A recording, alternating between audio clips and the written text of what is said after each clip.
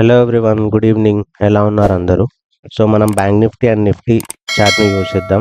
So Friday రోజు బయర్స్ని create చేసి మార్కెట్ మొత్తం డౌన్ ట్రెండ్కి వెళ్ళిపోయింది. సో మొత్తం సెల్లింగ్ సైడ్ నడిచింది మార్కెట్, అండ్ ఇక్కడ అంతా కన్సాలిడేట్ అయ్యింది మార్కెట్ అనేది. ఓకే, ఇలా మొత్తం సెల్లర్స్ని క్రియేట్ చేసి ఇక్కడ అంతా ఇంకోటి ట్రెండ్ని చూసుకుంటే మొత్తం డౌన్ ట్రెండ్ ఉంది మార్కెట్లో.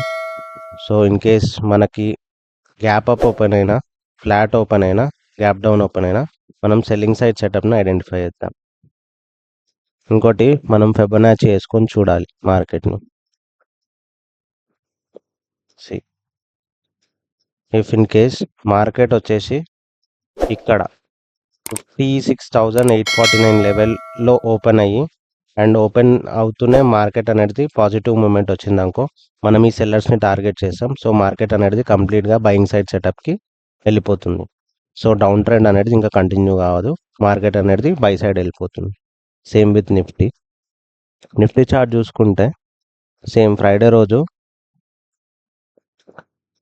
బయర్స్ని ఇలా క్రియేట్ చేసింది, మార్కెట్ అనేది మొత్తం ఫాల్ అయింది. So in case slight gap up open అయినా, ఫ్లాట్ ఓపెన్ అయినా, గ్యాప్ డౌన్ ఓపెన్ అయినా మనం సెల్లింగ్ సైడ్ సెటప్ని ఐడెంటిఫై చేద్దాం. ఎందుకు మనం సెల్లింగ్ సైడ్ సెటప్ని ఐడెంటిఫై చేస్తున్నాం అంటే మార్కెట్ అనేది ఇంకా లోయెస్ట్ పాయింట్కి రీచ్ అవ్వలేదు. See this is the lowest point.